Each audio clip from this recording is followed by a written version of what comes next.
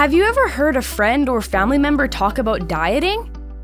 Maybe they were worried about the calories they were consuming, or were talking about losing weight, or perhaps they were planning to skip a meal. Did you know that this kind of behavior is called disordered eating? Disordered eating includes a range of irregular eating behaviors. Normal eating behaviors, or intuitive eating, is done when you use your instincts, and body cues determine how much, what kind of food, and when to eat. For disordered eating to turn into a full-blown eating disorder, it must meet certain criteria. There are several types of eating disorders, and most of them are considered mental illnesses. Let's talk about some of the most common eating disorders. Anorexia nervosa is a diagnosis for people who have an intense fear of becoming fat or gaining weight, even if they are underweight.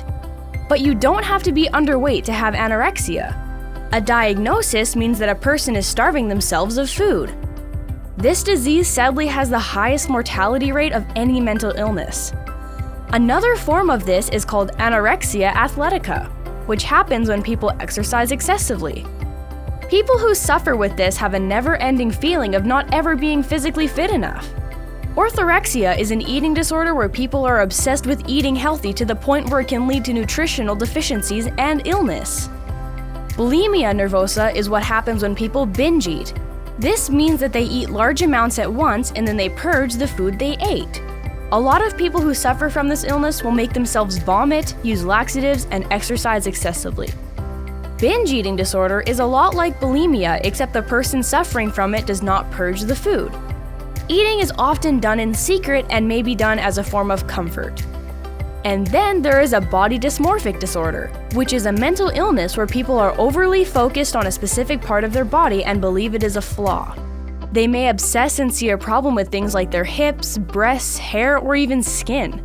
Eating disorders can have a devastating consequence such as bone loss, tooth decay, heart problems, and even death.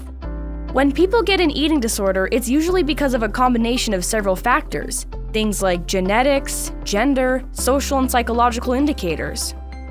The key to recovery is early intervention. This may include in- or outpatient programs and therapy. Eating disorder patients need to reconnect with their bodies to heal. Part of this process includes reframing thoughts around the body, like thinking about the body's biological functions over its appearance. For example, instead of thinking, "my thighs are fat," reframe that belief into a neutral one, like, "my thighs allow me to walk." If you are concerned about someone who is showing signs of disordered eating, don't be afraid to speak up. Many people who suffer from eating disorders are in denial and make excuses about their behavior because they feel ashamed. Encourage them to seek help from a therapist or specialized eating disorder program. Be supportive and continue to open lines of communication so they can accept help when they are ready.